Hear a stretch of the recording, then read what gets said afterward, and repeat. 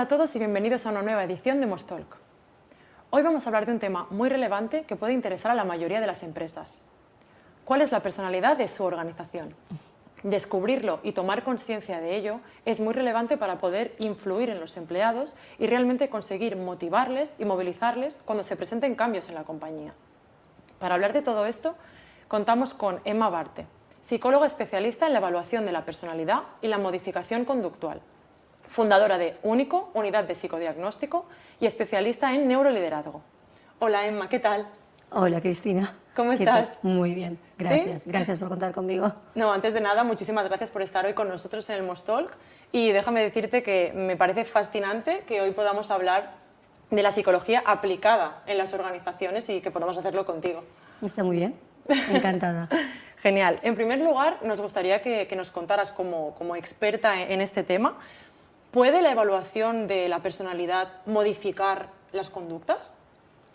Bueno, en realidad, una evaluación de la personalidad no puede modificar nada y, por supuesto, la conducta. Es como si esperáramos que una analítica clínica modificara tu estado de salud o una prueba diagnóstica de cualquier tipo, una radiografía, un TAC, un escáner, modificara tu estado de salud o influyera en tu bienestar o en tu calidad de vida. No. Lo que nos da un psicodiagnóstico o una evaluación de la personalidad son datos objetivos, realistas y fiables de tu estado psicológico. Medimos rasgos, tendencias, patrones, motivaciones, intereses, conductas que nos permiten predecir. Esta es la clave. La clave es explicar, comprender y predecir. Es como si a ti te dicen en una analítica clínica, tiene usted el colesterol a 400. Es posible que tenga riesgos de infarto, de trastorno cardiovascular, o te dijeran, tiene usted los leucocitos bajos. Pues ojo que puede usted caer en una infección. Lo mismo pasa con la psique. Lo que nos permite es predecir comportamientos futuros ante determinadas variables de tu personalidad. Yo siempre digo que la personalidad es, o sea, la estructura de tu personalidad es como tu casa, es donde vas a vivir. Me gusta decir que soy una diseñadora de interiores. Rediseñamos tu interior para que puedas tener pues, una vida pues, equilibrada, armoniosa, con propósito, con sentido, porque a veces nos alejamos de esa parte esencial nuestra. Claro. Crecemos en personaje, que es lo que estudiamos, y nos apartamos de la esencia. Y para eso está la evaluación de la personalidad.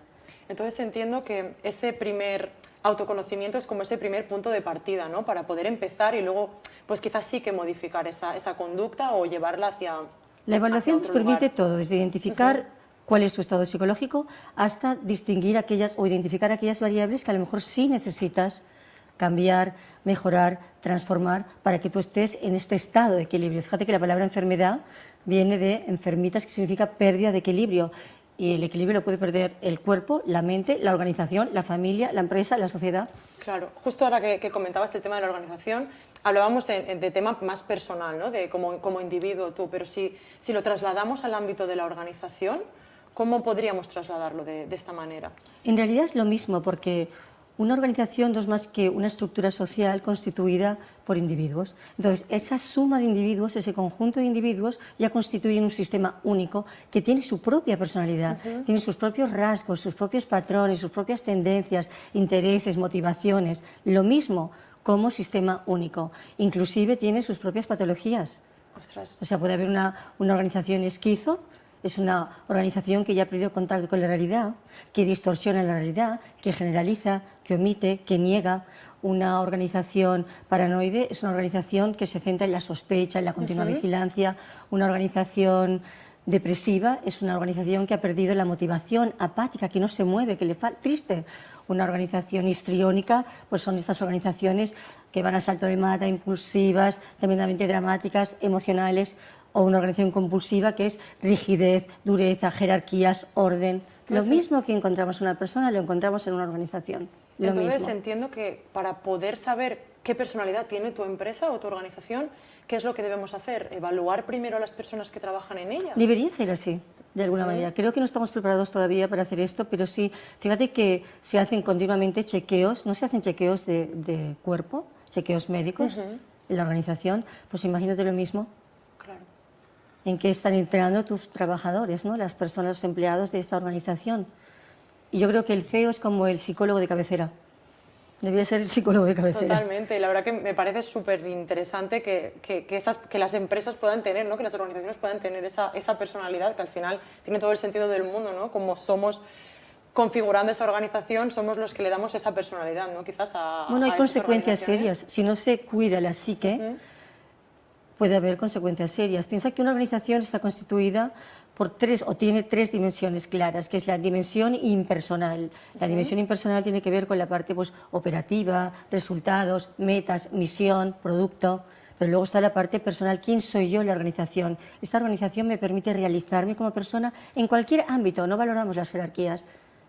Puedo realizarme en esta empresa como persona, y la parte interrelacional o interpersonal, que ya entramos en la colaboración, en la cooperación, en la comunicación, en la solidaridad, en el respeto mutuo. Es que estas tres partes son fundamentales, pero dos de las tres tienen que ver con personas.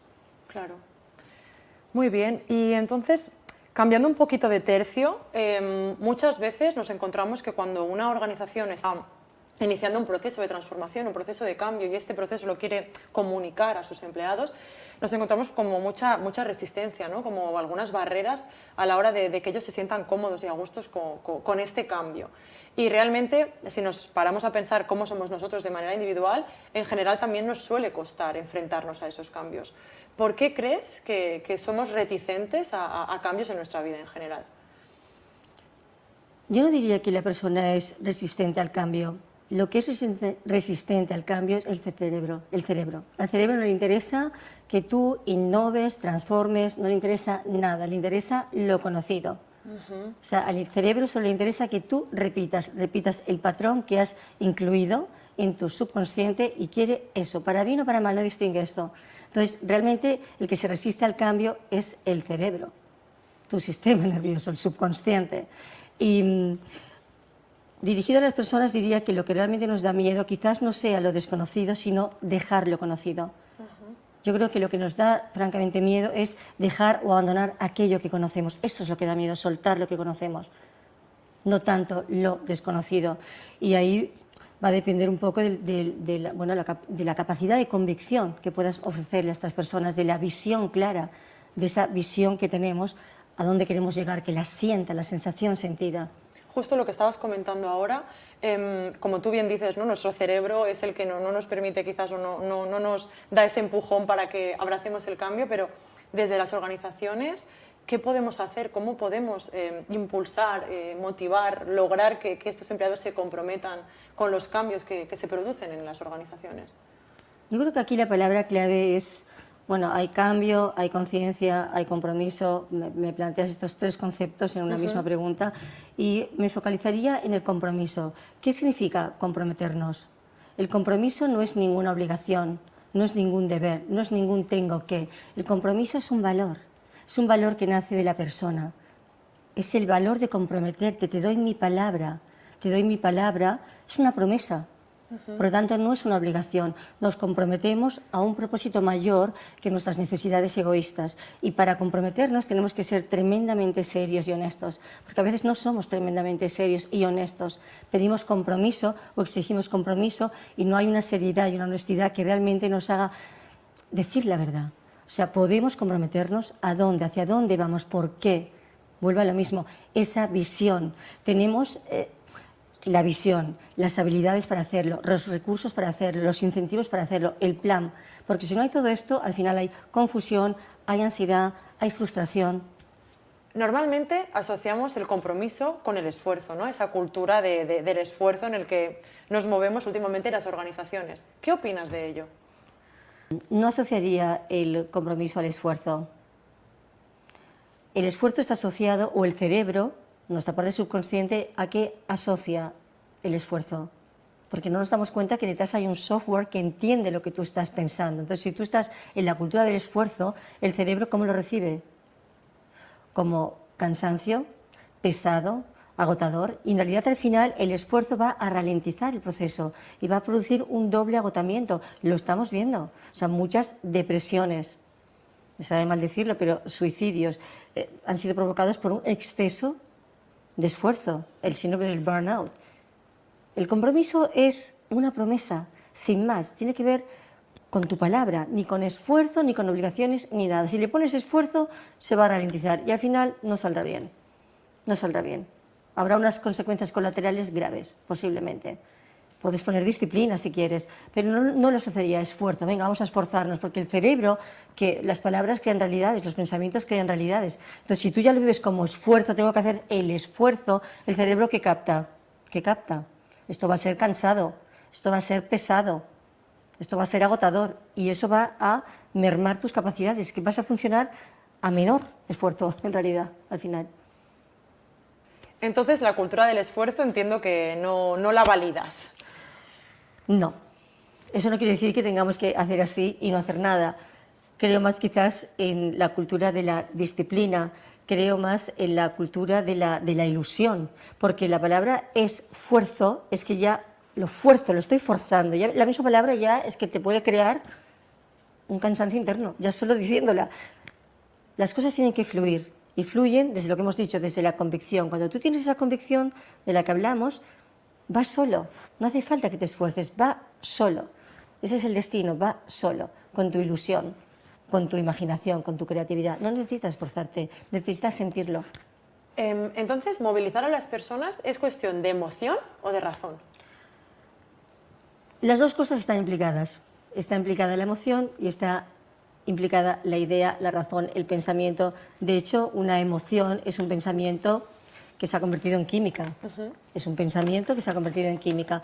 Pero yo te diría, volviendo quizás a lo que hemos dicho antes también, que lo que nos mueve, más que la emoción y la razón, es la convicción, esa certeza interna que tienes de que quieres estar en esa visión, que ya estás. Fíjate que yo siempre hablo de vamos a pensar desde el futuro. Nunca hablo de vamos a pensar en el futuro que está lejos de sí, sino que ya me gusta que las personas se vean desde el futuro. O sea, ya estás ahí, ya estás. Ahora, cuéntame, ¿qué está pasando? Cuando tenemos esta certeza, lo hemos visto, lo hemos sentido, esta convicción, francamente es cuando nos vamos a mover. Lo que nos mueve es el poder de la convicción. En realidad nos mueve el subconsciente. El poder del cambio está en el subconsciente. Genial, me quedo con ese poder de la convicción para lograr que nuestros equipos se sumen al cambio. De hecho, en Mostaza nosotros hablamos de conmover y de contagiar. ¿Tú crees que añadirías algo más? Contagiar y conmover son dos palabras muy bonitas, porque nos movemos juntos y nos contagiamos de esta visión. Yo quizás añadiría el poder de la impresión, pero no la impresión como conmoción, sino la impresión de imprimirlo. O sea, que quede impreso en tu subconsciente, que quede impreso la sensación sentida de esa visión a la cual tú quieres llegar. O sea, que les quede dentro impresas. Yo creo que añadiría eso. Contagio, conmoción, impresión. De imprimir, sobre todo, no de impresionar, sino de imprimir. Perfecto. Que es lo que potencia, de hecho, esa convicción, esa certeza, esa visión.